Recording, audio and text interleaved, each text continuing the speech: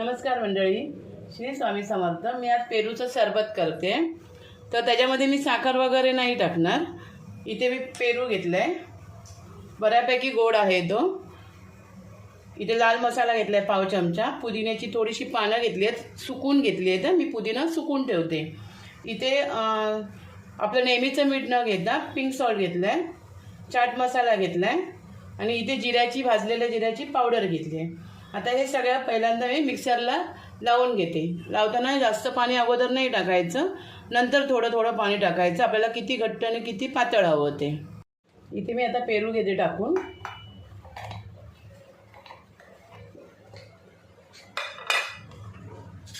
आणि हे सगळे मसाले पण टाकते। मीठ नंतर जर वाटलं तर मीठ टाकणार, पण जेवढं घेतलंय तेवढं बरोबर आहे। हे 2 माणसांसाठी बरोबर होतं, 2 ते 3 माणसांसाठी। आता हे पहिल्यांदा मी मिक्सरला फिरवून घेते। आता मंडळी आपण हे गाळून घेऊया। ह्याच्या मी बिया वगैरे नाही काढल्या, कारण बिया काढल्या असेल ना तर पेरूचं निम्मा पोर्शन त्याच्यातच गेला असतं।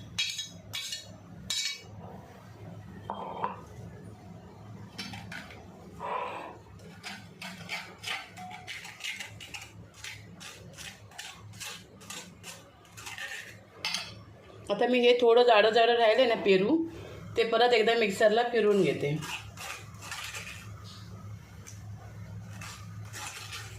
आणि पेरूमध्ये साखर का टाकत नाही मी, कारण डायबिटीज पेशंटना पण खायला भेटलं पाहिजे ना, म्हणून या टायमाला मी पेरूच्या सरबतमध्ये साखर नाही टाकत आहे। आता हे मी थोडं लावून घेते मिक्सरला।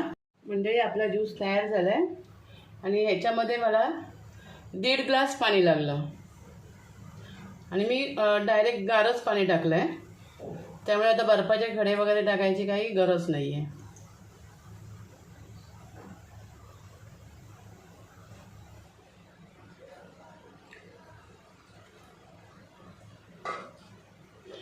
एकदम जवळून दाखवते तुम्हाला जरा,